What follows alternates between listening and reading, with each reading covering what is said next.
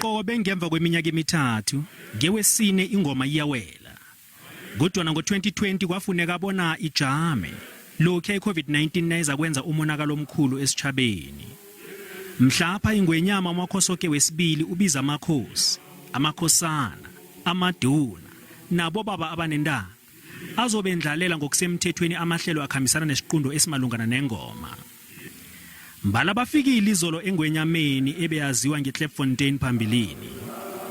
Bekutsha amasino emakhiweni webandla lesigodlweni.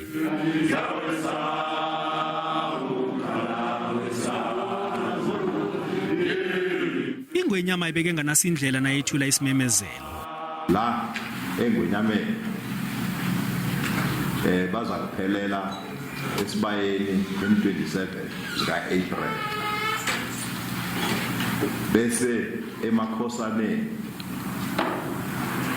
baza kuphelela nge-28 embayeni zabo ngokwehlukahlukana. Usihlalo eofisini yeNgwenyama esigodlweni uyigandelele yokuthi kufanele lihlonishwe isiko lengoma ngombana lisikolo sesiko esisemthethweni. Nakusenjalo iNgwenyama ithi bazoyilandela imithetho nemigomo ye-COVID-19 ukuvikela impilo yabantwana.